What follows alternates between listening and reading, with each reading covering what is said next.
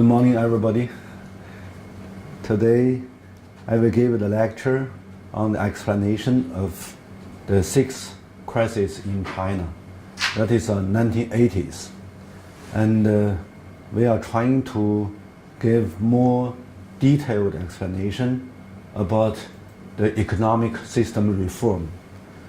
Most of these people, both inside and outside, knows that China started the economic reform since the late 1970s, the early 1980s.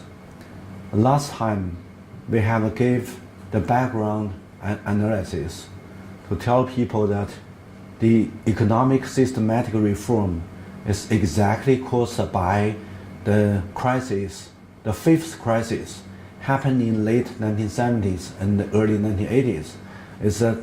It's caused by large amount of the foreign capital flow into China in 1970s because at that time China reset up the diplomatic relation with Western society, with Western countries. And now this time we are trying to give a more explanation about the background. Why that China, since 1980s, China can accelerate the economic reform and also to have so-called high growth since 1980s. The first, we must notice that the 1980s it's a new historical era in name of new liberalism. If you have the picture, we have the picture to show that originally since the 1960s, caused by the excess industrial capital expands in 1960s, but most of that time, most of these countries set up the independence after the Second World War, still be very poor. So when Western society, Western countries, they re-industrialization after the Second World War, they can produce large amount of industrial goods, but there's no market. So from 1960s, most of these industrialized country falling into the social chaos, and a lot of left-wing movements encouraged by Maoism in Western society became very serious. And many thousands of people joined the social movements. And until 1980s, you can see that it's very clear to show that what is the historical difference. 1960s, every decade, every year, the foodist and Keynesian production as a model declined. So that mass production is a kind of typical foodism for the industrialization, for the industrial capital expansion. But from 1960 to 1970s, they cannot create the capital accumulation. So downgrade every year until 1980s. And 1980s is very important because that the 1970s, late 1970s and early 1980s, when China is the biggest country, biggest population country, and also the biggest market country, its biggest market size, started to absorb these Western countries' surplus industrial capital. It's immediately turned to a new phenomenon. That is here, you can see that the real production downgrade every year, but the overseas capital returns increased since 1980s, 1970s, 1980s. And before 1980s, and most of these Western countries only transfer out their manufacturing industries to so-called 4 small dragon and the 4 small tigers. But these countries in the region mainly allocated at the peninsula or islands. So the geographical size is small, and the population size also small. So they cannot absorb too much surplus industrial capitals. So just started from this small economy. But when China opened to Western countries, when China reset up the diplomatic relation with Western countries, it's very important because China is a big mainland country. So that is why from 1970s to 1980s, especially from the 1980s, this American industrial capital can have a more overseas interest from overseas investments. So we go back to this one. So that is also to show that the accumulation since 1980s increased very fast. And then most of these overseas investments created large number of the overseas returns flow back to Western countries, especially flow back to United States, mainly flow into the stock market, join the speculations. So from 1980s, that is a new liberalism applied to financial capital grow up.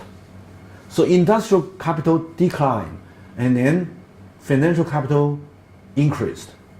So decreased and increased to make the Western capital system, Western capitalist system, have a very big change.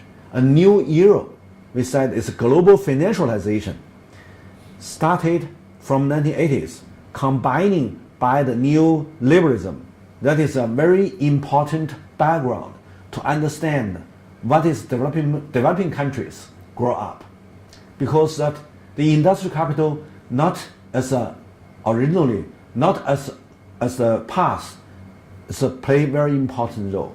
Since 1980s, financial capital play a leading role. That is we need to talk about the background. So first, we must know that it's a new era. Financial capital leading the Western society grow up of their accumulation caused by they transfer out their industrial capital to developing countries, and then have a large number of the overseas return, and then this overseas return can be very strong force into the stock market, financial market. So they financialized their economy and transfer out their physical production, turn to the financial capital era. That is a very critical background. And because of that time, there's a big change in Western countries. So most of these Western countries mainly taking the revenue, taking the profit from the financial capital grow up. And because of China regained the diplomatic relation with Western countries, these industrialized country, this advanced country, joined competition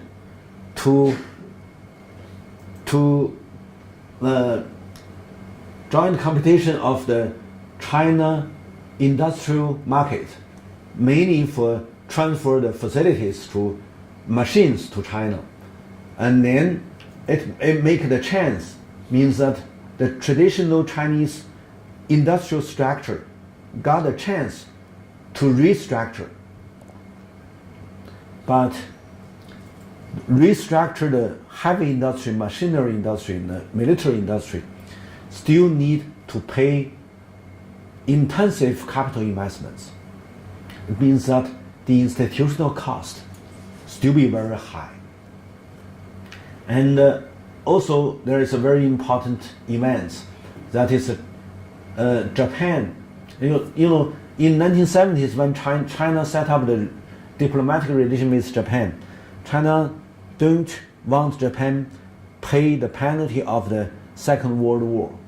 So, and Japan to be the return and raise up to give the official aid loans and also the technological facilities for facilitate China industrial development. And that is the interest rate in 1970s, 1980s in China. Most of these loans is more than 10% of annual interest rate. But Japan gave China the interest rate is just less than 3%.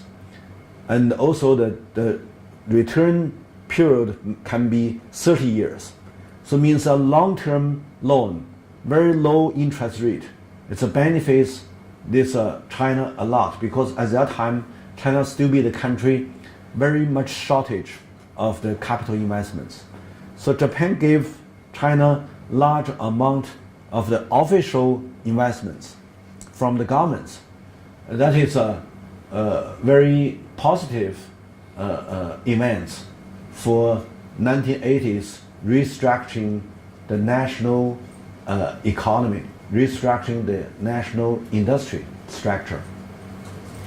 But most of the first 3 years, the first period of Japanese aid China large amount of loans, mainly 50% need to buy Japanese facilities. That is means that Japan buy governments give loans to China.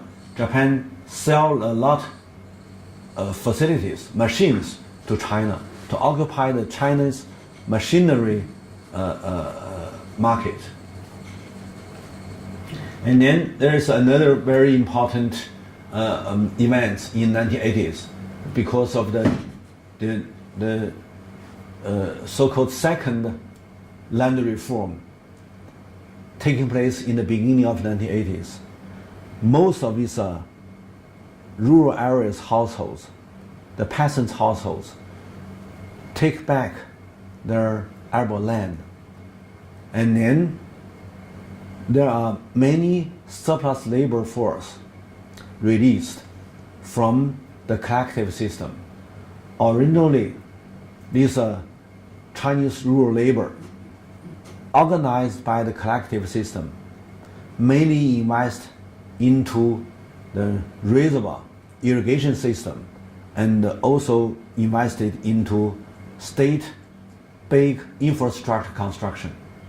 But from the 1980s, the governments could hardly to organize the labor force to invest into the national construction.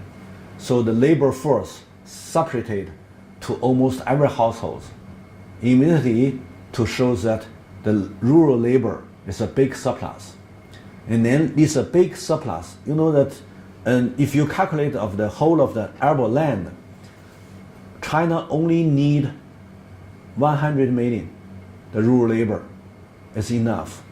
But from 1980s, when rural reform finished, you find that there is almost 200 million to 300 million surplus labor in the countryside. So this is a big surplus labor because it's big surplus.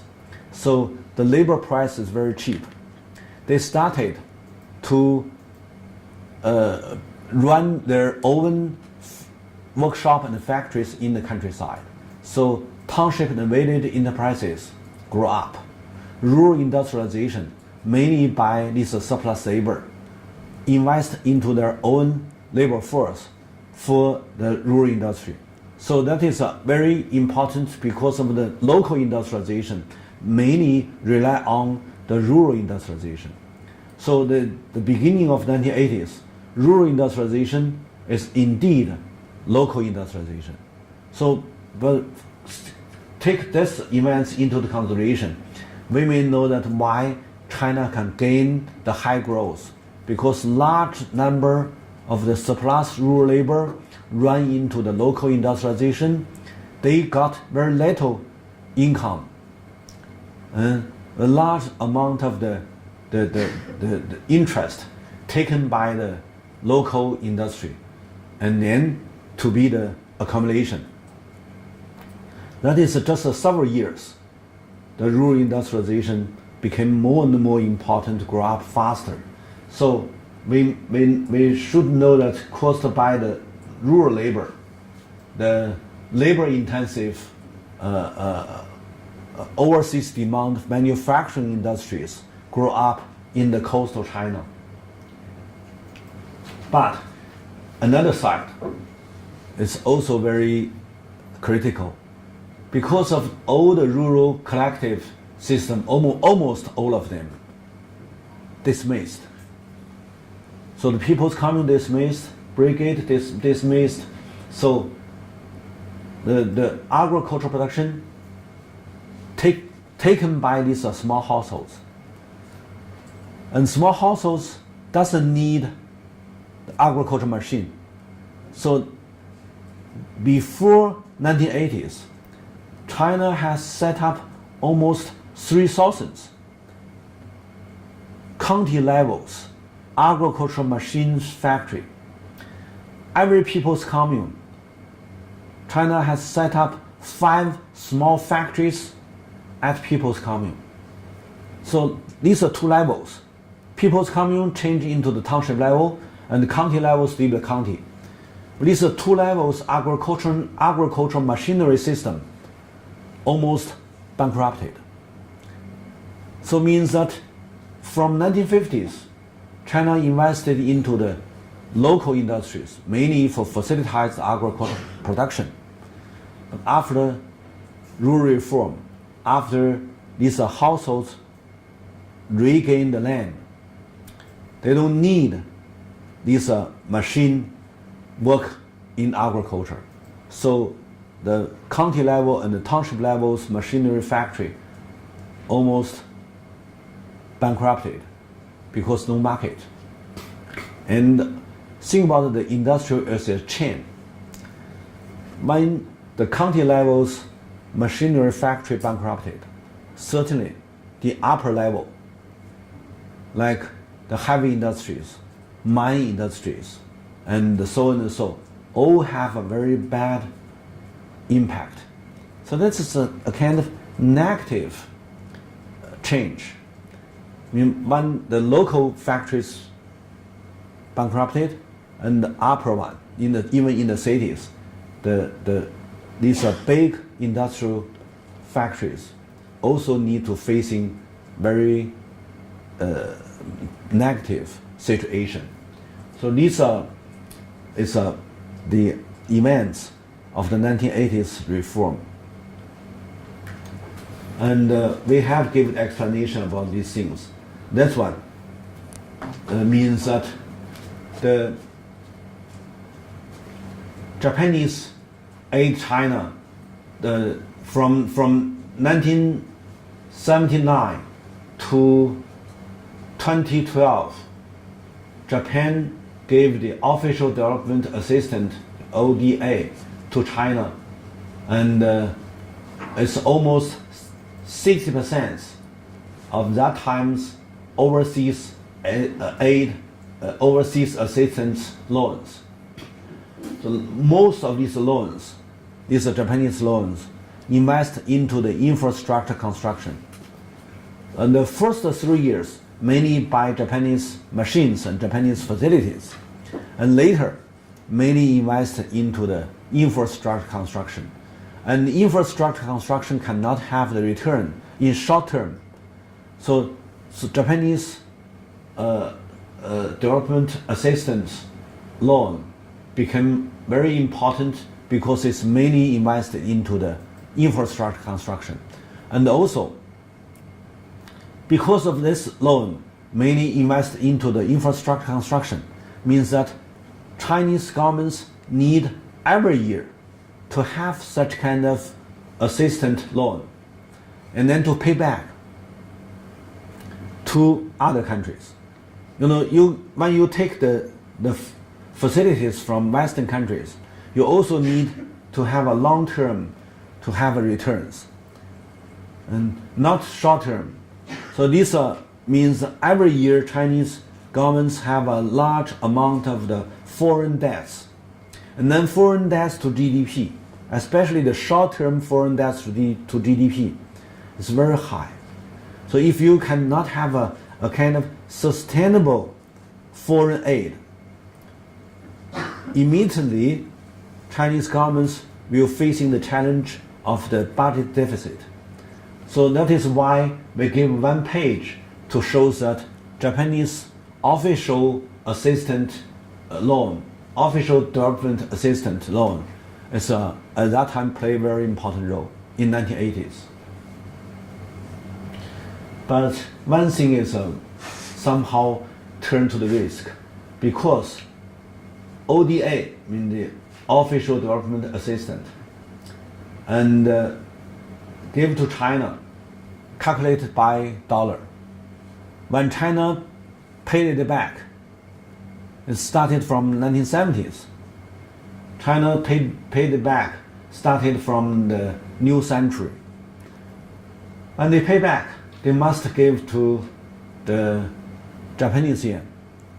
And Japanese yen is somehow the convertible rate, Japanese yen is increased.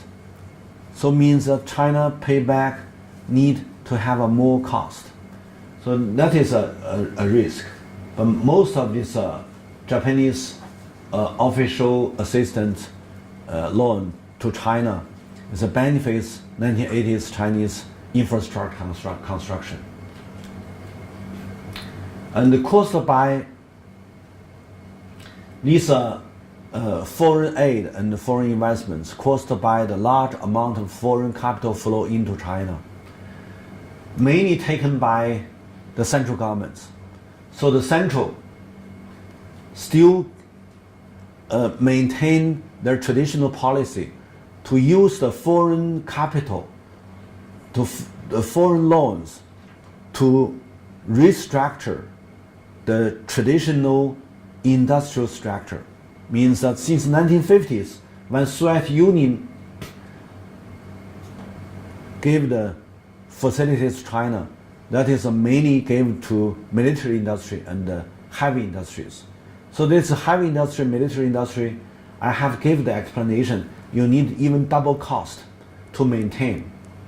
Nowadays, Chinese want to restructure the industrial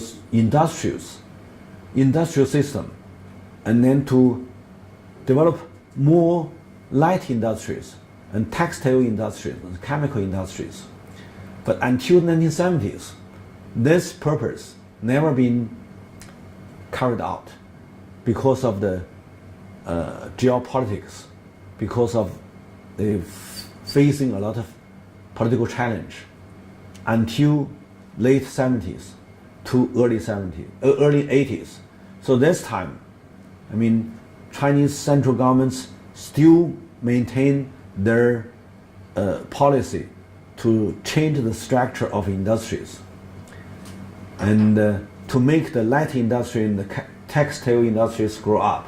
That is, they need more capital invest, and then they can carry out their purpose.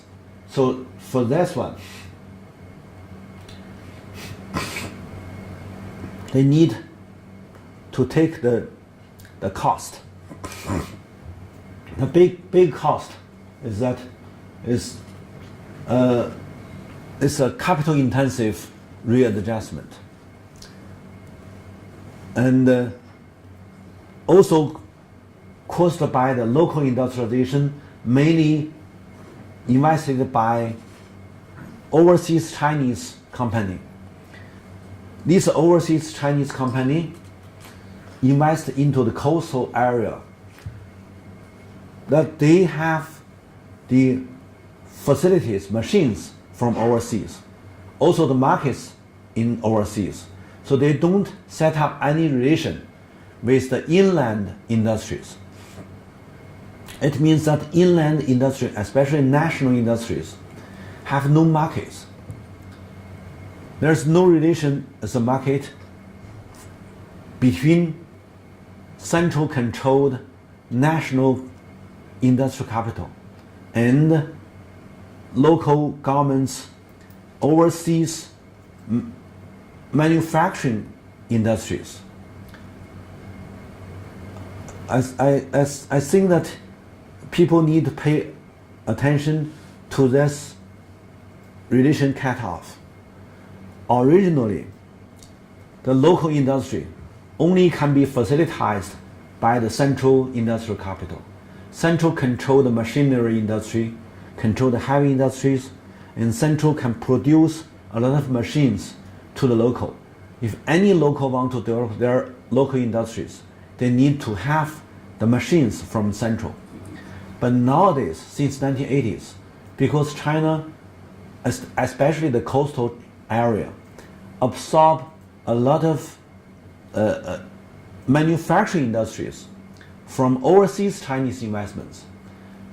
They move the machines from overseas, and also the products sell to the overseas.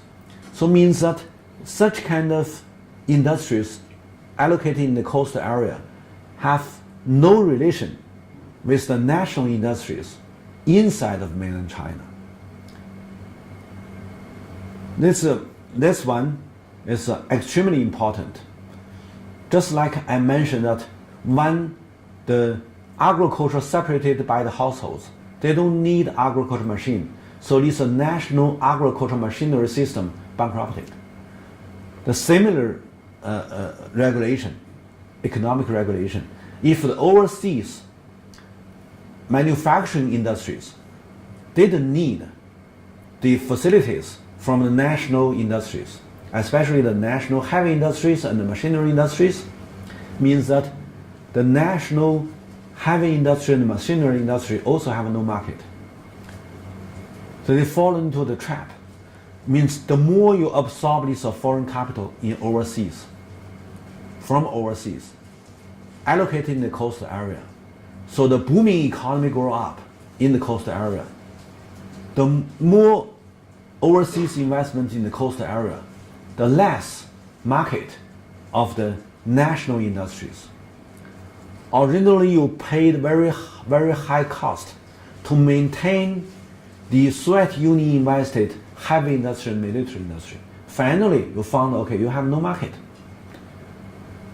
Nowhere need you produce machines to these overseas market needs. So that is when the central take a lot of foreign capital trying to restructuring their state industrial capital system. Finally, they paid high cost, but finally they found there's no market. That is a central central industries, the trap of central industries. And then local. And the local, because of in the beginning of 1980s, the Chinese have a kind of very important change. Originally, they trying to have a balance of the regional development. So that 1960s to 1970s, they transfer a lot of industries from coastal area into the inland, into the West China. That is the so-called the third frontier construction. Paid almost 260 billion Chinese yuan. It's large payments for move the coastal industries into the inland China. And it's almost paid 20 years. But this time, they set up a new theory for development. That is a floor development. Means step by step. You need to first develop this coastal area, these are provinces. And then when they become rich, and then they can facilitate the inland provinces. So they said, allow some areas rich before others. That is a kind of new strategy for 1980s development. So because of this strategy, and the local have a big difference, the regional gap enlarged. The coastal China have a lot of foreign investments for manufacturing industries, for overseas export, for export to overseas, means that they have a strong relation with the overseas markets, but no strong relation with the inland markets. They only need cheap labor and raw materials. Sometimes, or some area, they even doesn't need the materials in local. They can import the materials from overseas and then sell their products to the overseas. So means that the coastal areas, that is, became more and more economically independent. Strong relation with overseas, less relation with inland. So that means there's a local industrialization mainly focus on the overseas markets. But China have a traditional geographical line. From Heilongjiang, there is a county in name of Aihui, and down to the south, Yunnan province, there is a county in name of Tengchong. So you can drop a line from Aihui to Tengchong. That is the line of east and west in China. So 70% of the capital allocated in the east, 70% of the natural resources allocated in the west. So the capital intensive in the coastal area, and then natural resources allocated in the west.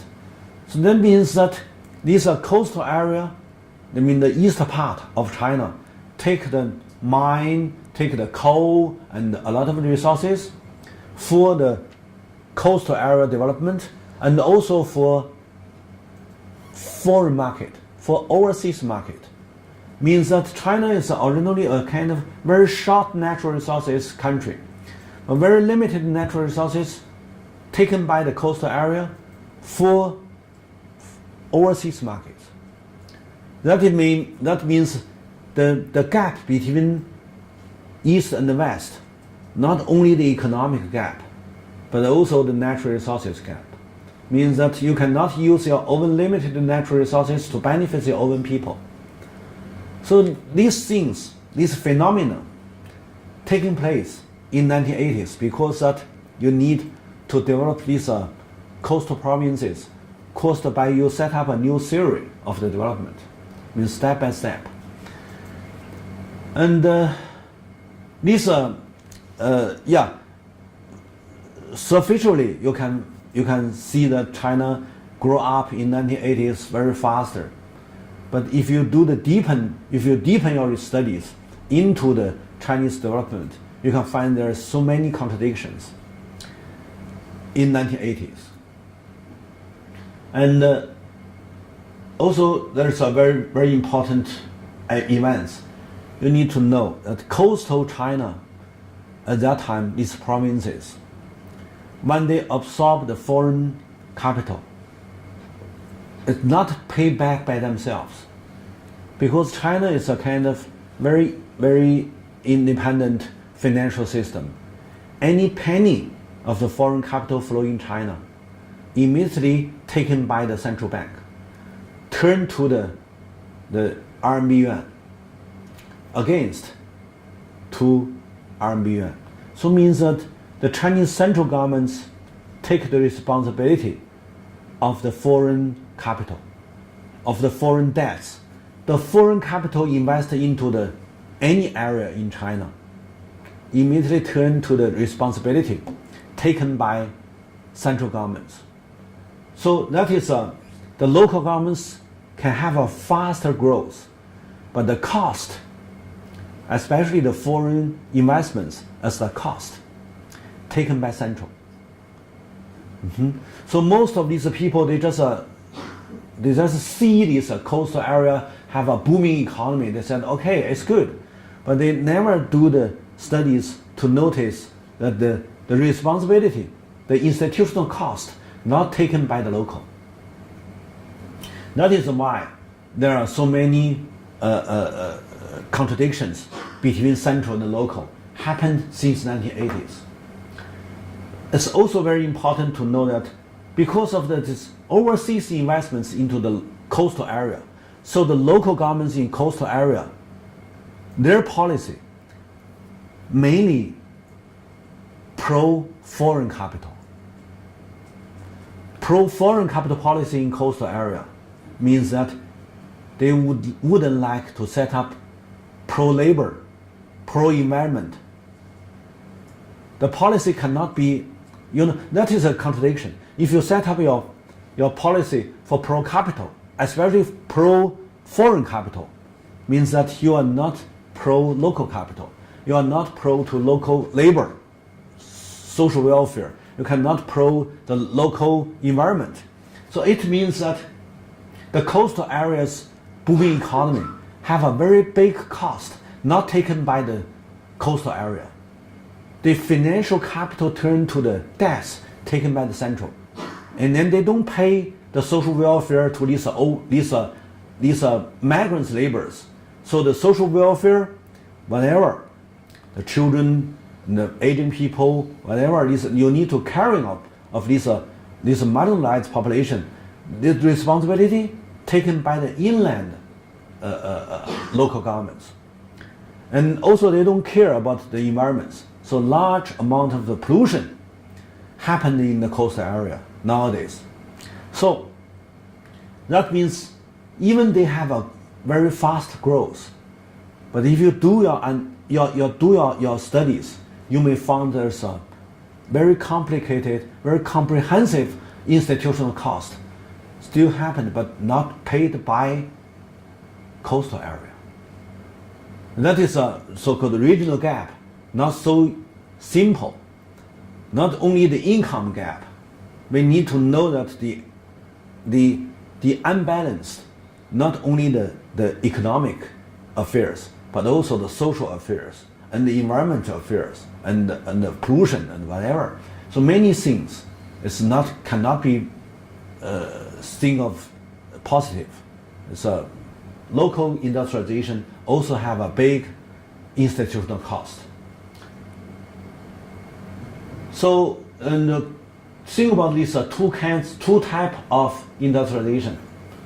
Both have a very big institutional cost. So in 1980s, when this institutional cost created, finally you turn to the crisis. Not only economic crisis, but also the political crisis.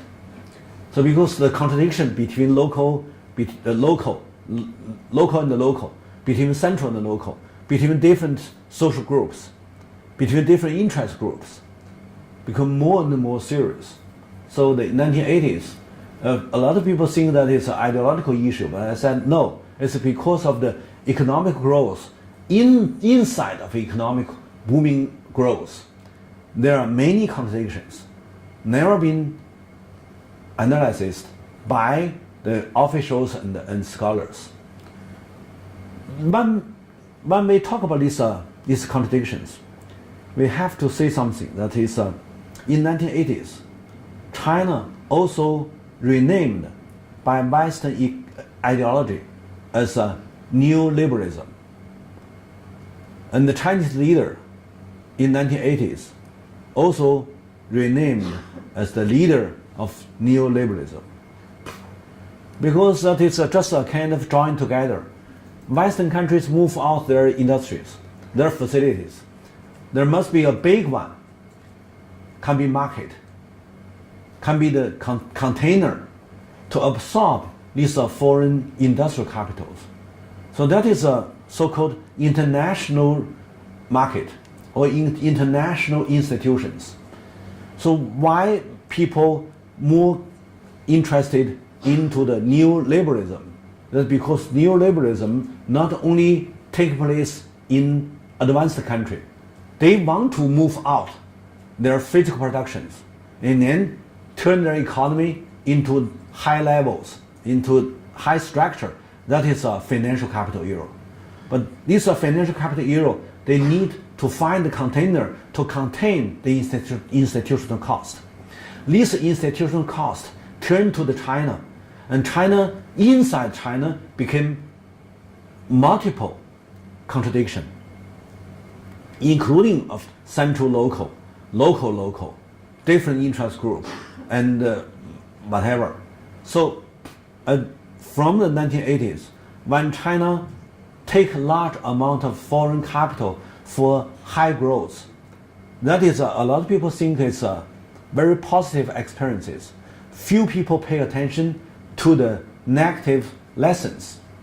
So my analysis very much emphasize, even you have your economic growth, you need to do some studies inside of the economic growth to notice the institutional cost. So that is this page. We are trying to do the explanation. Okay, so for the central governments almost carried out their purpose because they want to restructure the economic, they restructure the national industries. Okay, they gained this aim. So look at this one. From the 1985, it's close. I mean, by this from 78 started the economic reform, and the light industries grow up, and from 85 it's almost close, and to 90 it's half. So heavy industry and light industry, the structure became closed. Means originally it's a heavy industry played more than 60%. In 1950s more than 70%, and 1970s down to 60%, and then 1980s it's 50%. Means that the national industry structure originally is imbalanced. It's more have a more heavy capital, heavy industries now turn to the half to half. So that is very important. Since 1980s, a lot of people's livelihoods can be satisfied by the national industries. And this one is I mentioned is the line between Aihui and Tengchong. 70% of capital allocated in the east, and 70% of natural resources allocated in the west. And this one is talking about the coastal areas, overseas investments. We have understood the Western countries transfer out their physical industries, their manufacturing industries first. That is from 1960s to 1970s to these Asian small economies, like South Korea, like Chinese Taiwan, like Hong Kong, and Malaysia, and Philippines, and Thailand, and Singapore, and these kind. But it's too small, and small labor force. So less than 10 years, almost all of these so-called the price of productivity increased very faster, and means that these manufacturing industries in these small economies will not very effective. So they got to move.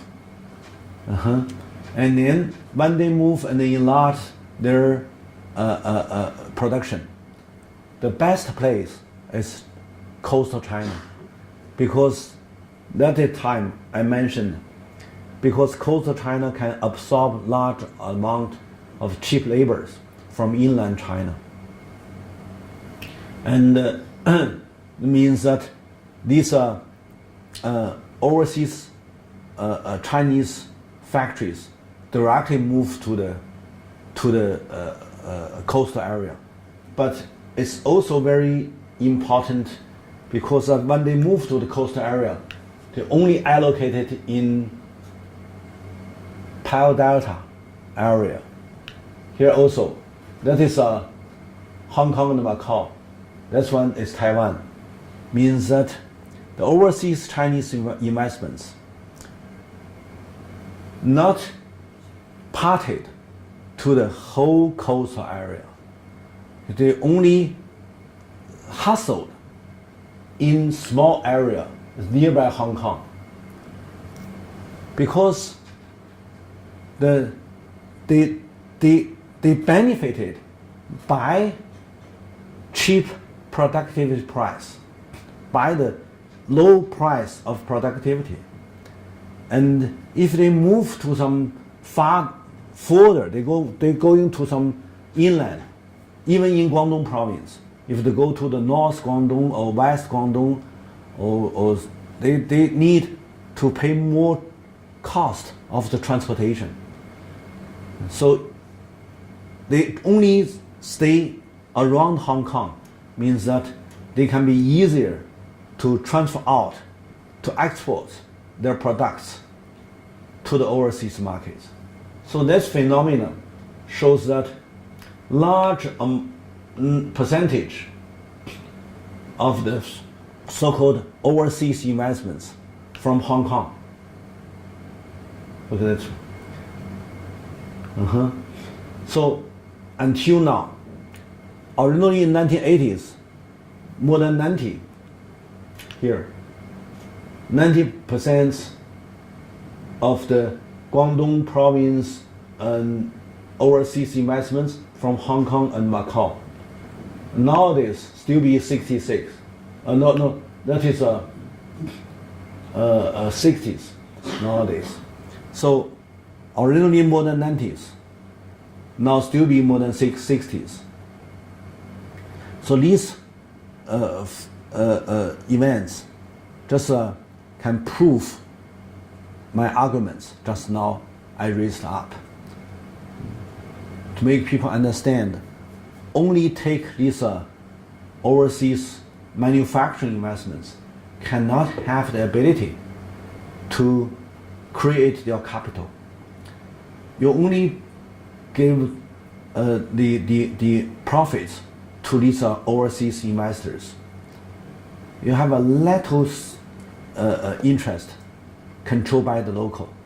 So the local cannot have enough ability by the capital accumulation for upgrade their economy. That is nowadays in Guangdong province, or even Zhejiang and Fujian, these coastal provinces, they have no ability to upgrade their economic structure.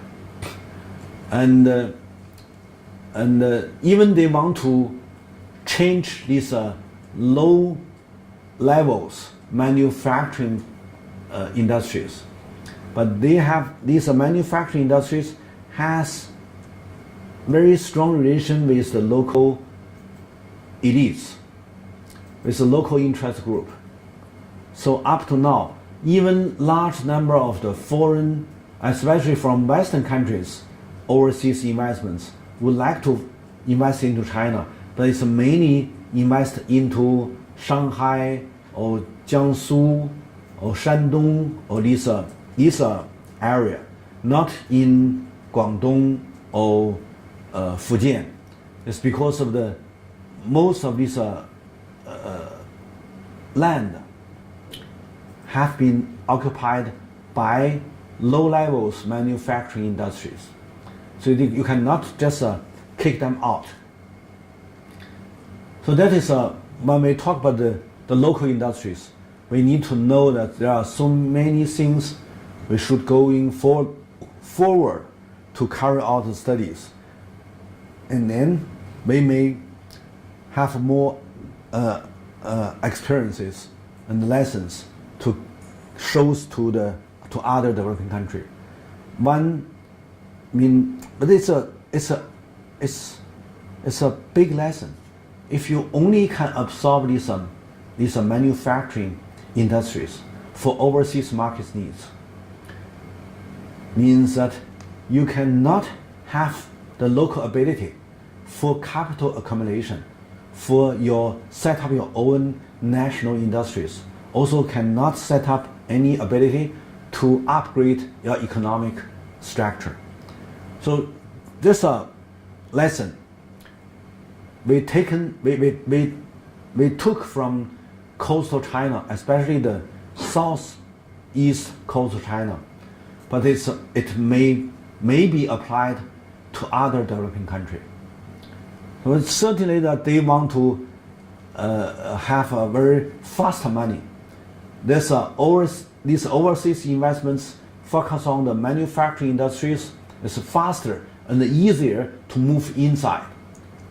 Nowadays, like Vietnam, like Myanmar, or Bangladesh, or Sri Lanka, these countries, they are now taken a large number of the manufacturing industries from China now.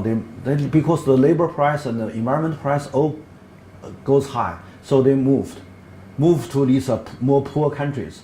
These manufacturing industries only seeking the cheap labor and cheap land, because they have even no exactly interest.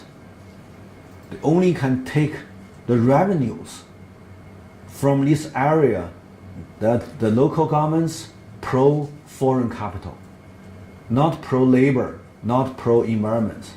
So they take not the interest. These manufacturing industries mainly take the profits from the revenue of social welfare, of the environmental protection. Means that if local governments didn't set up the policies to protect the labor welfare, didn't pay the expense of the social umbrella, these funds not paid by governments but shared with the local governments and these investors, these foreign investors. It's in China. It's most of these laborers, they have a generation by generation. Now the old generation has been back. Nobody gave them the pension fund. Nobody gave them the social securities. Their problems only can be solved in the inland provinces. So when we pay attention to such kind of development, we need to indicate that is not benefited the local, not benefited local, but only benefited some interest group, some local elites. It's not a kind of inclusive increase. It's exclusive. So we gave some pictures, some data here, trying to show that it's a big lesson. And here we give you the number of the so-called labor. When China just started the reform, the labor force in China is the highest in the world. Most of these labor force to the total population, less than 50%. But China is 63.5%, because female labor join the work is the highest percent of the world. Most of these countries, female have a lot of difficulties to join the labor market. But in China, because of the land reform since 1949, and women, female labor released, liberalized, and so until now, so the female labor joined the labor markets, China is the highest up to now. So it's caused by this one. So Chinese labor force to the total population is the highest in the world. And think about these manufacturing industries. They hired a lot of young female laborers. So that is quite different with other South Asian countries. So when we just talk about the central industrialization, local industrialization, we will find that the central local, the budget is a change. And in the 1950s, because of the Soviet Union aid, China is mainly taken by central. So the central budget is 80% or less than 80%, 70% something. And then, because Soviet Union retreat, the central budget down to the 20%. And there in 1960s, because of the third frontier construction, central concentrate some budget power, so it's increased. And then, caused by 1970s, large number of the Western investments only taken by the central. So the central budget also increased. And then here, when we talk about the crisis, the late 1980s, the crisis happened. And then central must pay the heavy foreign debts. So the central budget decreased. Until 1994, when the tax division reform taking place, central budget and local budget half to half, up to now. So you can see that different time, different period, different policy to make the central and the local, the contradiction between central and local. We use this picture to show that the contradiction between central and local.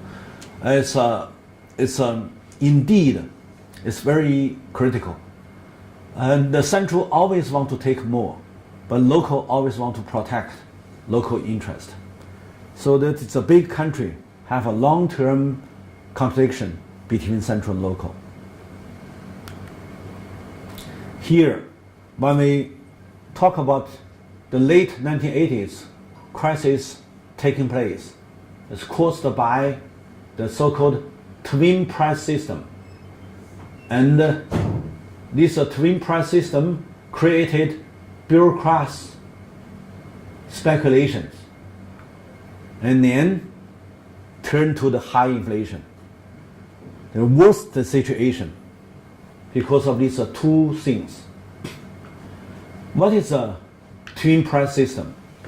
Originally in rural China, the peasants sell their family products in free market. That is market price.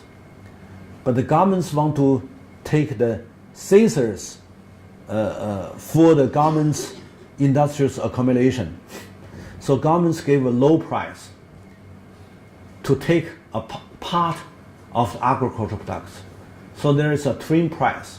One is a farmers' market's price. Another is government's purchase price. So that is a twin price system.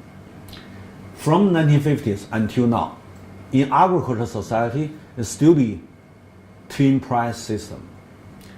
But when the urban area want to carry out the reform, they gave the government's departments special priority. Means government's department at that time is somehow not high income. They are, government's income, government's officials' income still be very low. And also caused by the late 17, early 1980s, large number of the urban youths have no job, including of these cadres, young children. The cadres children need to have a kind of priority. So means that from the beginning of the 1980s, the central governments gave a special priority to the government departments. Every government department can set a company. This company created the interest, contribute to the departments. And then departments officials can share such kind of interest for the subsidies of their daily life.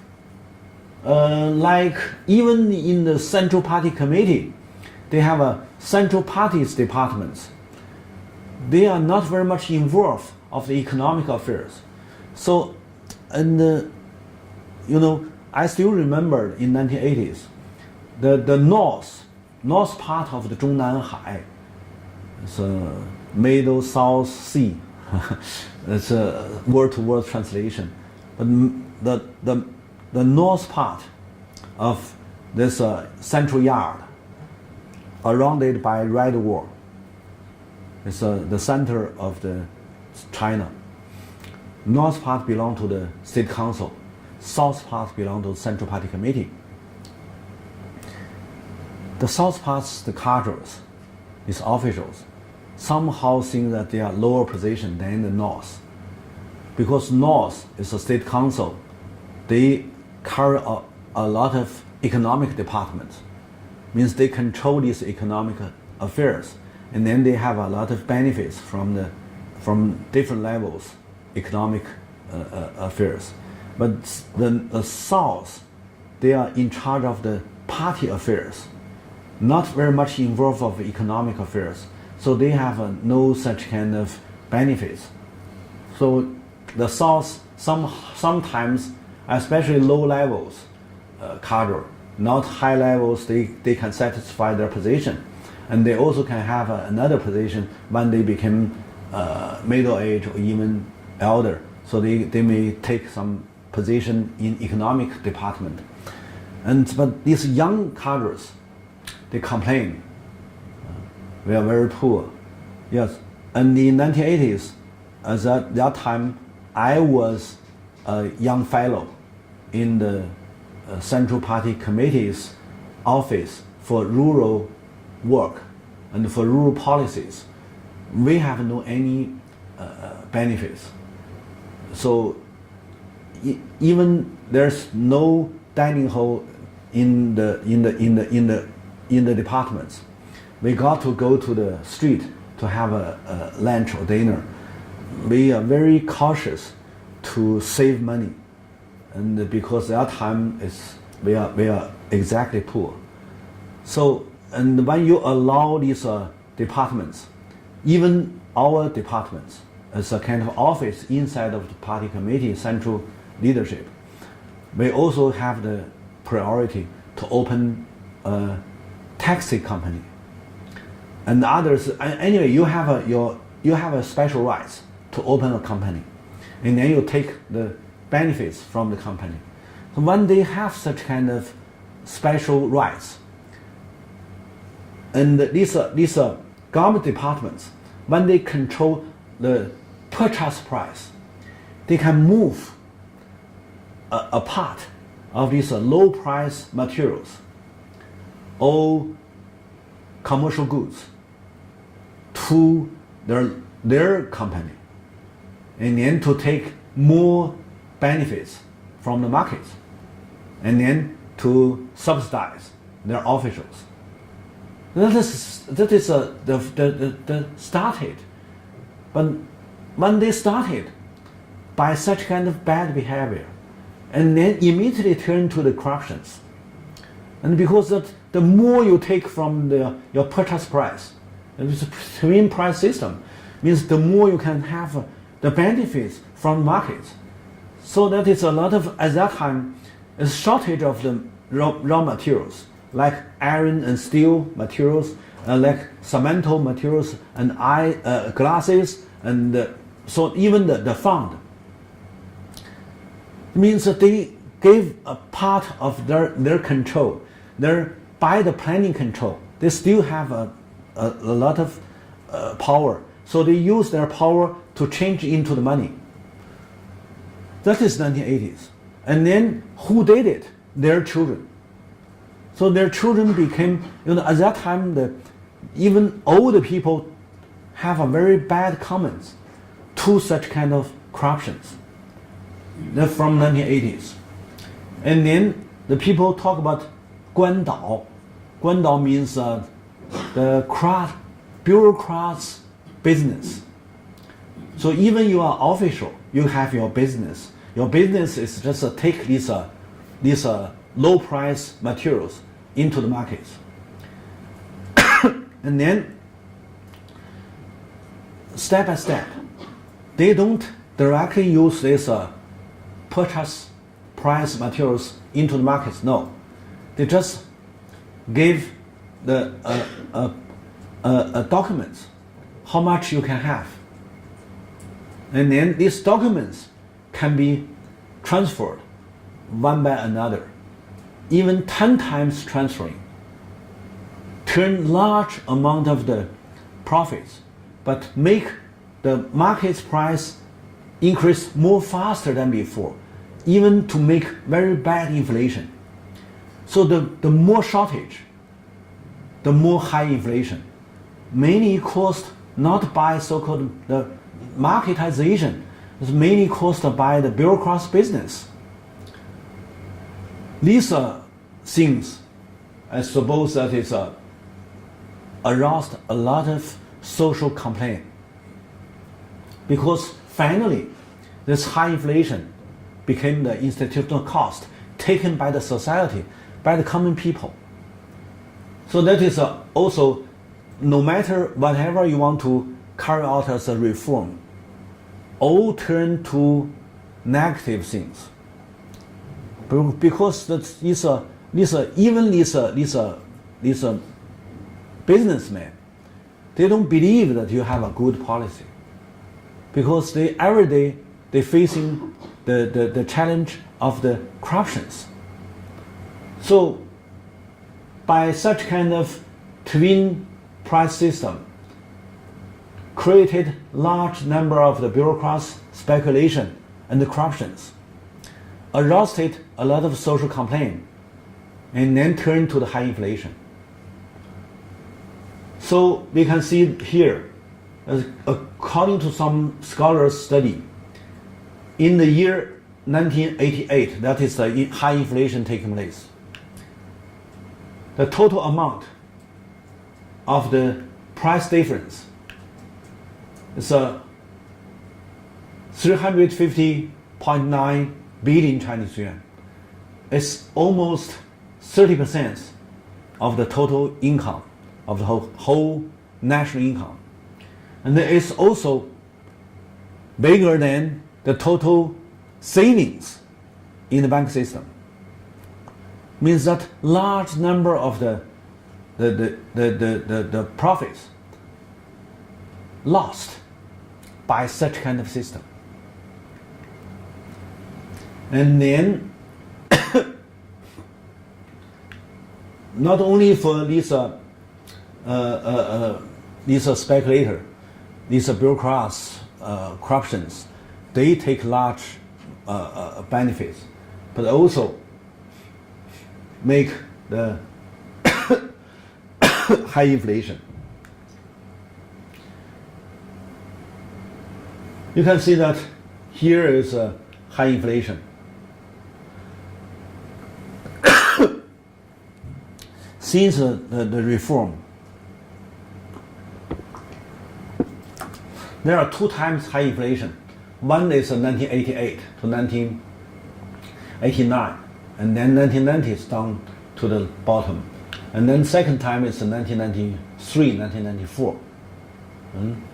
So that's all. These are 2 crises, close, very close. And this one, I said the high inflation mainly caused by the bureaucrats' speculation. And also, we need to give another events, and then to help you to do the analysis. Local industrialization also need large amount of the raw materials. Rural industrialization have never been calculated by the planning system. So the local industrialization, some of them allocated in the coastal area, they can input raw materials and then export manufactured products. They can at least make some balance. But it's a rural industrialization under the county level, developed very fast, but never been calculated by the planning system. Only one way is trying to take the raw materials and the bank loans, the funds, by some measures. I remember in 1980s, and some local people trying to send the gift to Beijing to some government departments. But Beijing, the streets is very complicated and traffic also bad. So they don't know how to drive into Beijing. So at that time in 1980s, I helped them to be a pilot, to give them the way how to find the government departments. Also at that time, there's not so concentrate. I mean the whole of the officials, whole of the employees in the government departments, they can share similar benefits. Even you are minister, you only have some, maybe a blanket of the eggs, because local, especially these are rural factories, they send a lot of fresh agricultural products or some local products. They may send you some clothes and some curtains or some pork or some eggs. It's a big truck, drive to the government department's yard, and you can share equally. But just several years later, they changed. They don't need to drive the truck into Beijing. It's too much highway. They just go to send to the key person, to send gift to the key persons, and then the corruptions concentrate to some small group. That is late 1980s. So the order, the regulation, little bit change, but it's a very bad impact the official system. And so that is but most of them, you can just take their position. You can just imagine if you are them, what you are trying to do as a change. They said, okay, we can do some change.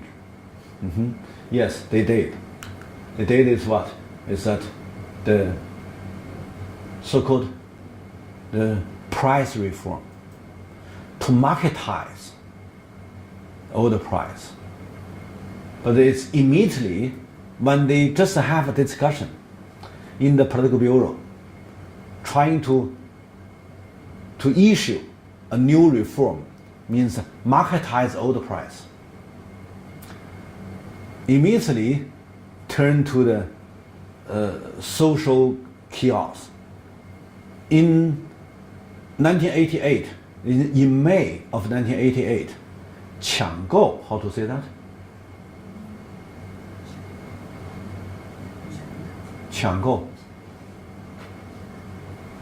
you know, means the mass people hustled in the store to buy whatever they can buy, because they all worry about inflation, and they suffered a lot about such kind of speculation turned to the inflation. So if the store gave some commercial goods, they will immediately hustled to take it. So make these stores cannot open the door. They just open little, and then to whatever you want to buy, you give me money and then give you the commercial goods. So this pictures to show that people hustled in the counter in the store to trying to buy even they don't need.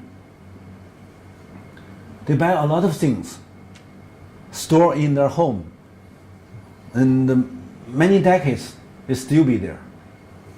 And like the clothes, or the how to say that, 肥皂, 洗衣粉, powder of the washing machine, or anyway, they buy a lot of daily life used commercial goods, and that is when the central just begin to discuss. They said, okay, we can marketize all the raw materials and the goods and whatever, means that marketization. When they want to adopt the reform policy towards marketization, You can compare with Soviet Union, other East European countries. No matter where or whenever and wherever, when they trying to exactly to move the marketization as institutions into their country, almost all of them aroused a lot of trouble, even the big chaos. China did earlier. So in late 1980s, not only China, but also East European countries and Soviet Union all believe marketization, all believe free market system. So when they started, a lot of social chaos happened. Here is also. And then when they are dissatisfied, they go to strike and campaign. Here is a down with bureaucrats business, and also it's down with bureaucrats. It's even the young kids. I think it's pupils in the school. They go to street because they also suffered of high inflation. So and then finally turn to the 89 political movements in Tiananmen Square. Here also anti-corruption in name of ceremony of Hu Yaobang. But it's one flag have a two slogan. This one is in name of Hu Yaobang because Hu Yaobang at that time is somehow not corruption. And another side is anti-bureaucrats and also anti the corruptions. So these put these pictures together, you can find that even the policemen at that time shows their agreement to the social campaign, that is protesting to anti the corruption, anti the high inflation. So the high inflation make the people, the common people, very much cautious of their daily life. So they join the mass buying things, the mass hustle in the store, one by another time. So several times happening. But here the mainstream officials still insist on such kind of marketization. That is a policy. So not only in May they started for discussion, they make decision, and then arouse the social chaos. And then later, in the June and July and August, they insist such kind of policy, and then to make more people, to make nationwide mass, not fighting, the mass buying. People hustled to the store to buy whatever. And because of people all go to the store to buy the commercial goods, and then the price increased more faster than before. And also these bureaucrats business, they take this chance because it's historical chance. It's market price much high, and then this purchase price much low. So if they are the businessmen, they must take this benefits. So means that the more inflation, the more the bureaucrats business do the speculations. That make the late 1988, early 1989, the social chaos everywhere. So not only the Tiananmen Square, but also a lot of people join the local campaign. So when we have such kind of economic crisis, we must know that the mainstream policy designer made they did need to have measures, but measures make the further more crisis. because the first, because of the high inflation, and the people go to the bank to take the savings to buy the commercial goods. And then the bank will be bankrupted. If you have too much people take the savings out of the bank, and then bank will have no money to give the loan to the industries and the commercial things, events. So that is the leader first give up the price reform. Originally, they have a very strong mind to marketize the old price, but from the late August, the leader refused. Gave up this reform. And then the same time, they take a kind of special policy for maintain your savings interest. The saving interest, not only the bank gave the public to publish the savings interest, but also according to the inflation, how much inflation, and the government subsidize. The bank subsidize your savings interest. And because that time the inflation increased to more than 15%. So if you savings is maybe 5% as an interest rate, but you can meanwhile have another 15%. Means that your saving rates can be 20%. 20% saving rates. How much as a loan? The bank rate. If you give a loan, you pay the saving interest 20%. You need at least 5% as a bank cost. So means that if you increase the saving rate, you must increase the loan rates. But the government only increase the saving rates, not increase the bank rates. And then you can guess what happened. The first, bank did have the chance to do the seeking rents, rent seeking, because there is a big gap between savings and the loans. Means the loans need to have everybody want to have a loan, you need to pay at least 25. But because you only pay maybe 7 or 8, originally because the saving rate is only 5, and then loan rate is only 7. So it's a 50% as a bank cost. But nowadays the saving rates increase to the 20%, but the loan rates still remain 7%. Means that these employees in the bank, they can negotiate. You pay more than 7, maybe 15, but you still have a large profit. But another one, so some people calculated this minus interest rate every year, annually, maybe more than 300 billion.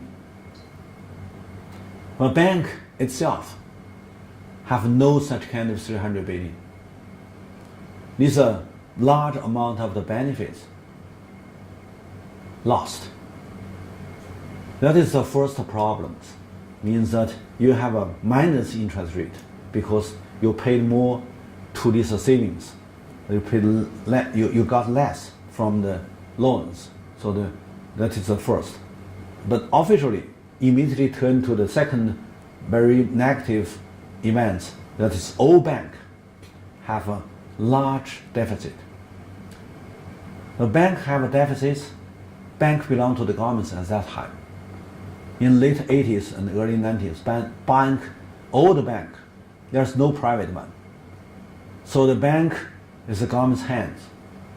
So the governments immediately take all the bank deficit into the budget deficit.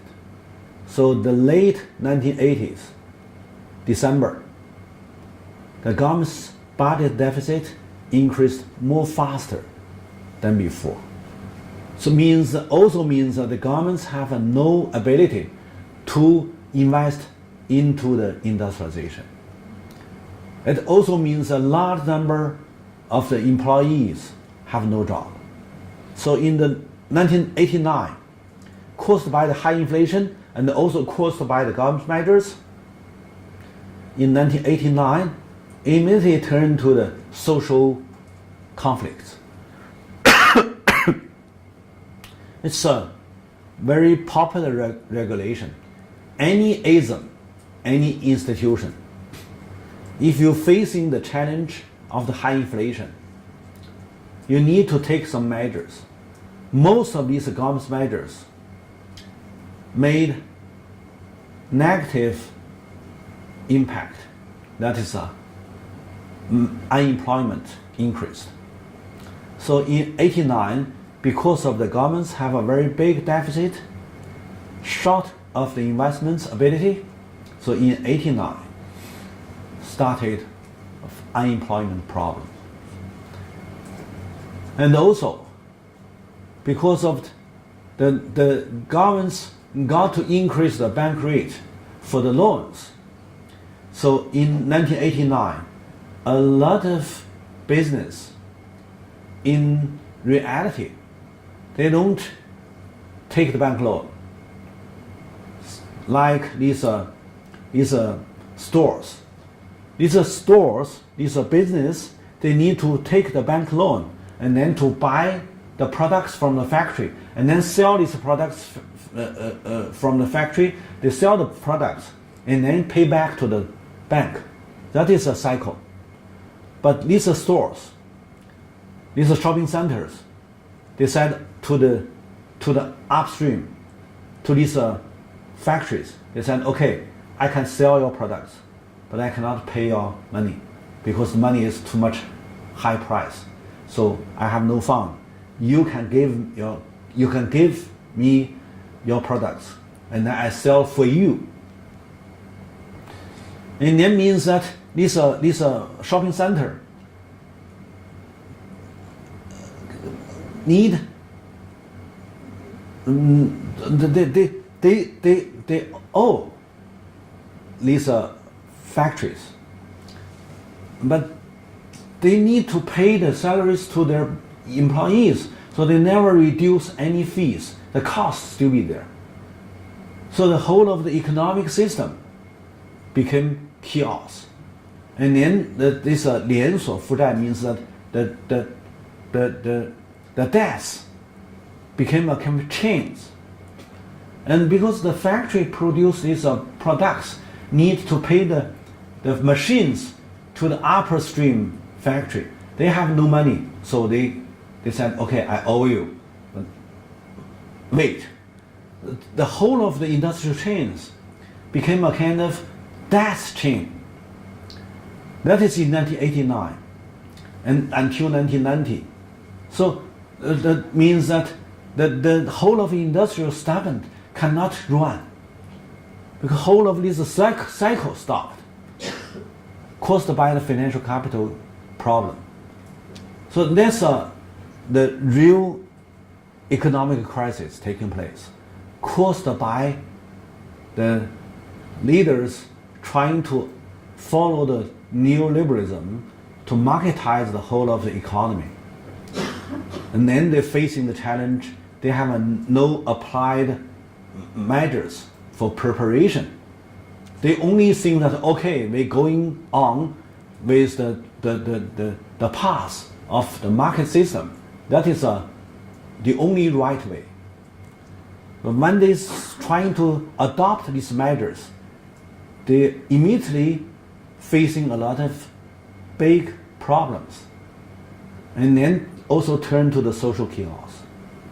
And then at that time, because I think that most of these senior leader, they have no exactly the knowledge about what is the economic crisis, and they also have knowledge to know that the economic crisis must turn to the social problems. So they think that is ideological. issue. So they made some political measures to try to price the so-called capitalist mental pollution. They gave a lot of new concept to describe such kind of social problems. They said it's because of your impact by the capitalist ideology, or they may think that you are trying to do some bad things to involve of the stability. So they have done some measures. So that is why it's turned to the Tiananmen political events and then priced by the governments. So that is the 1980s is a very clear picture up now. We can tell you that what is originally happened, and then step by step turn to the economic contradiction between central local and the local. And then this contradiction cannot be solved, and because unbalance, the gap is aroused the local trouble, and also because of this local industrialization grow up faster to make short of the raw materials supply, and then the raw material supply need to control by the governments, and the governments allow some part of the raw materials out of the purchase price became market price. That is twin price system. Twin price system turned to this bureaucrat business to be the speculations player, and then they make more high inflation, and then high inflation turned to the social campaign, social protest, and then social protest in name of some politicians' ceremony. That's because these are not applied to the so-called political correct at that time. So it's a many complicated situation. We can just clean up from the economic development, and then finally we found out that is just a regulation. Economic crisis turned to the social conflicts. So in the late 1980s, when China have such kind of Tiananmen Square movements and then priced by governments, and then immediately got the American reaction. So the American reaction is just the 1 day later. So June 4th, there's a government's priced the Tiananmen movements. June 5th, the American president stopped the military collaborations, and then American followed their measures of barrel China and block China economically, and also announced and asked other American-controlled international organization like World Bank or IMF stopped investing in China. And I remember that in late 1980s, I was a member of the Chinese group to facilitate World Bank transition loan, help China to transit from the planning system into market system. And that's what can maintain, because it's for transition, ideologically.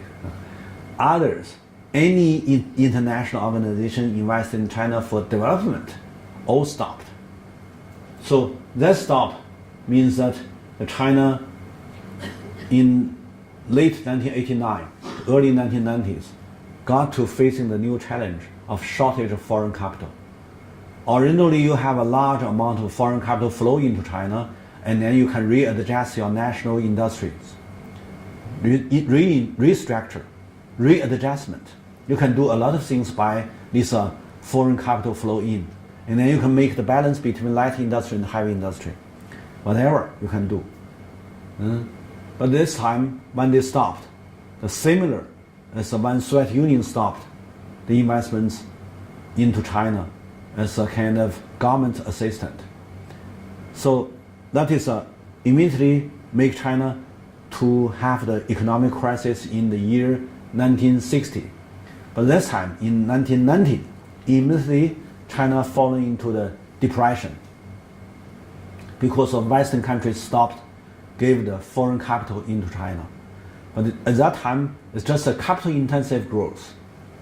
No matter you develop these local industries, or no matter you readjust your national industries, you all need the followed the capital investments.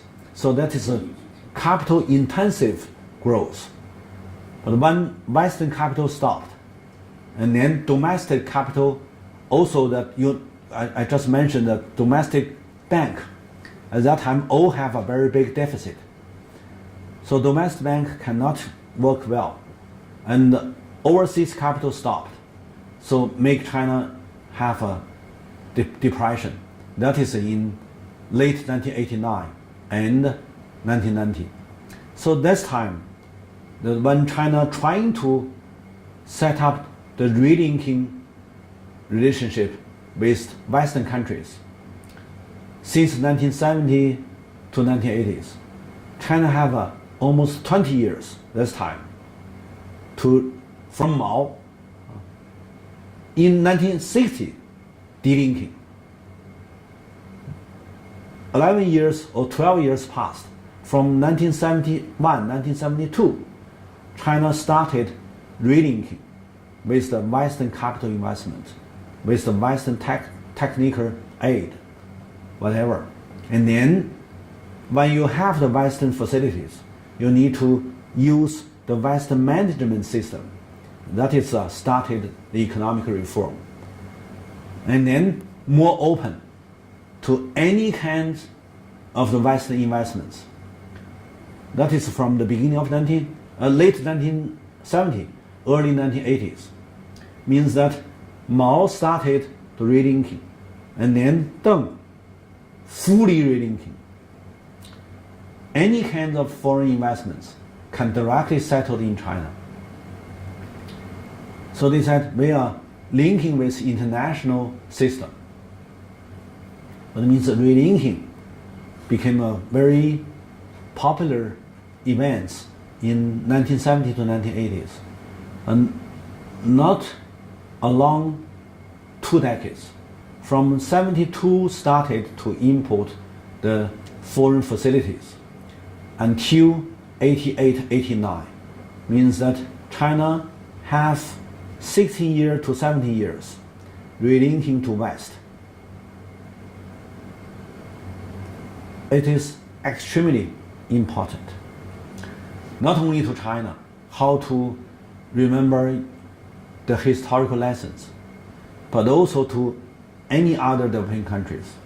If you do want to relinking, you need to take the Chinese lessons as into your consideration. You cannot only take a look to notice that China have a high growth. China fulfilled the industrialization. You also need to know how China paid the cost. How many times crisis happened in China? When China restarted the linking with the Western capital since 70 to 80s. So this time, when we talk about that, we got to say that when American this time try to block China, it's not so long. You know that from 1950, because of the Korean War, American lead other Western countries block China until 72, 71. So this is 21 years. This time, from 89 to 93, American gave up. It's because most of these Western countries did have their interest in this biggest market, that is China. So they cannot follow American. And even that time, some of these Western countries keep investing into China. So that is American cannot stop. They just suggest. Also, they can control this international organization, but they cannot stop other countries keep investing into China. Even it's small, but it still be there. So not keep longer, just 4 years or 3.5 years. It's changed. So, but when we see that curves, we can see that it's very smoothly. But here, you can see that high growth in 84, 85, and then downgrade. Or from 88 to 89. This 88, this 89. Decreased to only 4%. Originally, it's more than 10%, and then down to later not minus, but less than 4%. This one is so these are 2 years. The crisis happened very serious, and you also can see that because of this is external debt, short term to the normal GDP. Because of 1989, the foreign capital stopped flow in China, so these short-term external debts also decreased to the GDP. So many things happened in the late 1980s, and we got to give the final conclusion about this one. That is to calculate into the whole of the 10 crises. This time, the late 1980s, is the sixth. The sixth crisis is the first stagflation crisis caused by the first time by marketization. Means that first time marketization in China in 1980s, and encountered the stagflation. And that is stagflation is a kind of economic crisis type. You can be easier to learn from Marxism. But in China, few people talk about stagflation because they don't think that it's a kind of economic crisis. But indeed, we said positive experiences is that the country, the state, passed from the 1960s, 1970s, and 1980s. They passed 3 decades. Finally, they gained the purpose to make the balance between heavy industry and light industries. So from late 80s to early 90s, China have a very rich light industrial, tax industrial products. The people's livelihoods much improved. But that not only created by 1980s. It started by 1960s and 70s. 60s and 70s, they have paid very high cost. Until 80s, they can realize the purpose for the balance of the industrial structure. Heavy, light, make balance. That is one country want to make your industries sustainability. Industrial sustainability need to have the markets. The heavy industry contribute the facilities, the machines to light industry. Light industry contribute the commercial goods to the markets. Finally, China realized such kind of sustainable industrialization, but paid very much high cost. Until 1990s, China still paid a high cost. I will give such kind of explanation in later. When we talk about the seventh and the eighth crisis, we will give more detailed. It's because involve of 45 million state-owned enterprises employees lay off. That's the biggest cost in the world. But when we talk about the crisis, we must see that this crisis, the reason of the crisis mainly come from the external issues because of relinking. First, that is China utilize the foreign capital, reform its structure of the national industries. I have mentioned several times before this explanation about the sixth crisis. I said any penny of the foreign investments into the developing country immediately turn to the foreign debts. If you have money, pay back. If you have money, you don't need to have a foreign capital investment. Because most of these developing countries want to set up the modernization by industrialization and urbanization. Both of this industrialization and urbanization all have capital intensive as a mechanism inside. So if you are short of the capital, you must take the capital from our overseas. And then overseas capital flow into your country, turn to the debts. And then debts make the deficit. And the deficits make the crisis. So means that external issues still be very important events to understand what happened in 1980s. And then the local governments started local industrialization mainly from the 1980s. Local industrialization got the rootless investments from overseas Chinese. As I mentioned in Guangdong, Palo Delta area, more than 90% of the overseas investments come from Hong Kong and Macau. Many come from Hong Kong.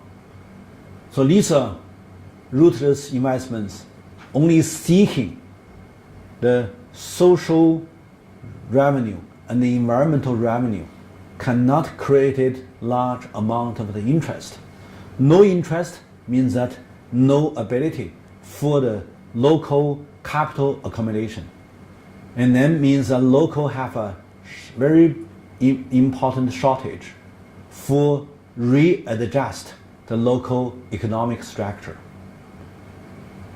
That is from the 1980s to nowadays, almost 40 years in coastal China. The local governments still feel very difficult to readjust the local economic structure. They cannot have a high-tech industries, they cannot have a heavy industries, they cannot have a machinery industries. Nowadays, still be a kind of manufacturing industries play important role. So that is why when these manufacturing industries move out to Vietnam, to Bangladesh, there is a kind of local worrying, especially the governments, because that these laborers will have no job.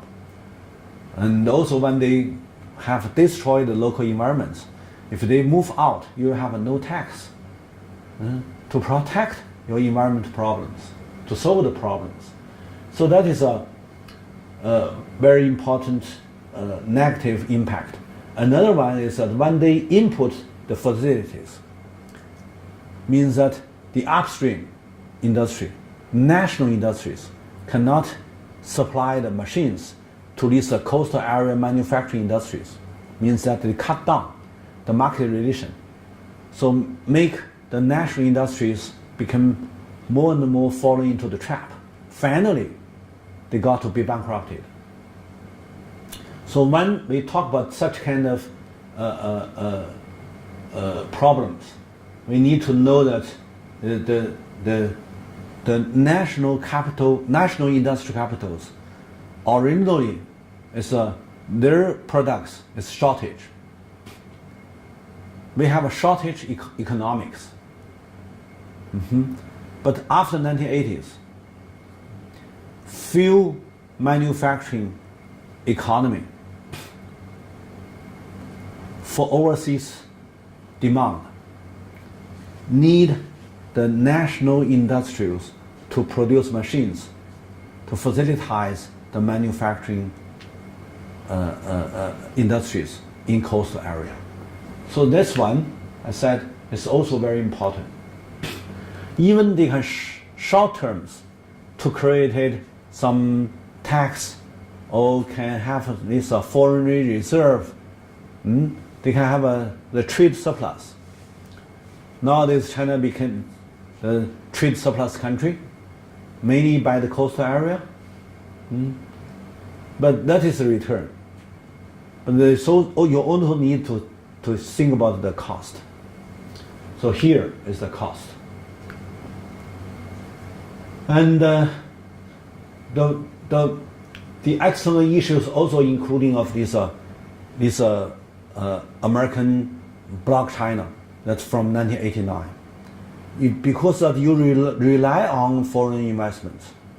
So when you have the conflicts with United States, political conflicts, they stopped foreign investments into China, and then you immediately fall into the trap of the deficit, means a reserve deficit. And we will give you more explanation about next crisis. When we talk about the seventh crisis, we will tell you how much is a foreign reserve debt and how it's impact the Chinese economic growth. And then we can turn to the internal issues.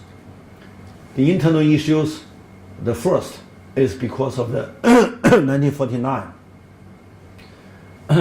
The urban economy started to use the twin price system. Originally, this system only applied to the rural China, not applied to urban China.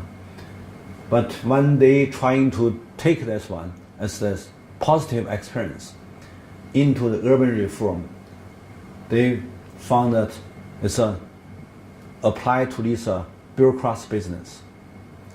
This bureaucrat business, the big benefits, more than 300 billion annually. I mean, in 1988. 1988 is the worst year of the bureaucrats business because they took too much and make the highest inflation. Up to now, the data has been readjusted. Originally, in 1980s, the governments committed the high inflation is 18.6%. And now it's readjusted down to the 15%. But 15 is also very high because nowadays a lot of countries like China only have a 3% or less than 3% inflation. But at that time, it's 18%, 18.6. So it's high, very high inflation. And in this year, because of the high inflation happened, and the government's mainstream officials and scholars, they had designed a kind of reform plan or reform project. I said it's similar in most of these East European countries, including of Soviet Union. In China, it's when they utilize such kind of reform projects, when they try to utilize, they just make the pre-decision because all the decisions need to be made in political bureau and then give such kind of decision as a suggestion to the state council. There's a very complicated the system, not exactly talked by these state council's economic department. No, first it's in the state bureau, but there's many information channels. So when they just gave such kind of decision in May, a lot of people have information. So there is a kind of social problems happen. And when finally the Beidaihe conference, the Beidaihe is not formal, but it's a kind of informal closed meetings. When these senior politicians all agree with such kind of suggestion, May they have suggestions, and then in August, July and August, when these senior politicians settled in Beidaihe, enjoy their so-called vacation, and they can have many different closed-door meetings, and then they can discuss, like lobby, something, and then they make decision. They support this reform, and when they just give such kind of information, immediately the social problem aroused again.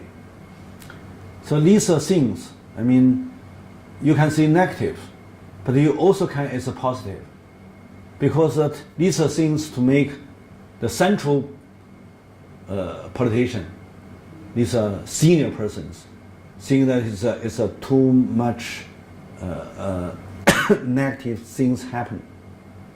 So they immediately make decision, stop.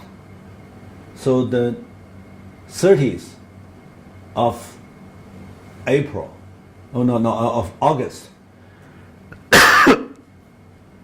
the State Council make a decision, stop such kind of reform. But the bad impact has been expanded to anywhere. So a nationwide fighting for buying things, not fighting, but trying to compete to buying commercial goods has been, you cannot stop. So that is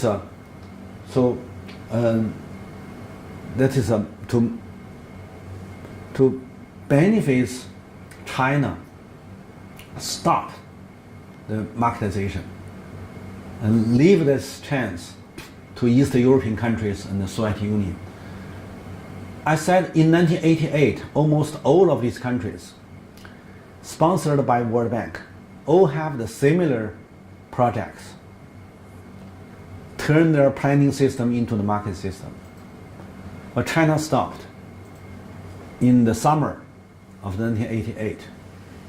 Others, no. They are maybe their people is somehow more polite or more cultural qualities, some high, whatever. But they have no such kind of trying to buy commercial goods, these social kiosks, they don't have. And means that they still keep going. And then these countries all bankrupted. So I said that the heaven bless China by a crisis to give enough lessons to both upper leaders and lower societies to prevent China from a corruption, from a collapse. So even from that time, from 89, almost all the Western media, ideology, all announced China will be collapsed. Maybe tomorrow, maybe next week, maybe next month. But from that time, China still be there, not collapse. I said it's a big lesson, late 80s, caused by the first time China trying to marketize. Gave the big lesson, make China stopped, and then be cautious to going forward step by step. Even by the sixth crisis, still not be enough lesson. So China need to have another one. That's the seventh lesson. Maybe to make China aware this is not exactly the right way. We need to take more cautious. We need to be more cautious to going forward. So that is when we talk about this one, we have to think about what is lessons China take. And then when we talk about the measures dealing with the crisis, we found that it's the first to make the state bank system fall into the big trap that is a big deficit. This is the first financial crisis, but not be happened, but be controlled. That is also very important issue we need to take into the consideration to think about. At that time, in the year 1988, all Chinese banks need to be bankrupted because all have a very bad deficit. As I know, because at that time I was a policy researcher in Central. As I know, the December, by the statistic, the whole bank system have more than 59 billion, 59 or 58, 58 or 59 billion as a deficit. So the total savings is 300 billion. And also at that time, there's no Basel commitment. China not follow the Basel commitment. But anyway, think about the total savings, 300 billion. The total deficit is more than near to be 50 billion. That means that 1/6 of the bank assets has been gone. So it's much, much bigger than the Basel. The Basel gave you this 8%. So at that time, people need to think about why Chinese bank system didn't bankrupt it. It's because at that time, the bank system and the budget system close together. It's the one government's two hands. So when governments have very serious deficit in the bank system, governments can put this bank deficit into the budget deficit because there's no separation. So together. So only this country can have such kind of mechanism to solve the bank system's problem, immediately to solve by the budget system. So the government's fiscal take the whole of this bank deficit into the budget, and then to make the budget deficit increase to 50 billion. That is the December of 1988, how Chinese governments solved the big bank deficit. It's a market system or not? I leave this question to all the audience. You can think about that. How you maintain the key sector of your economic department system. The key sector is financial sector. In the 1980s, when the whole Western countries, in name of neoliberalism, to reduce any borrow, to eliminate the borrow, to make the financial capital flow free in and out. You can find that there is a country like China still control the fiscal system and the financial system, put them not separation, to put them together. And then at that time, it's a very critical problem, but very easy to solve by this one body, two hands, and not separation. So they can put these two hands together, and then for the macro readjustment.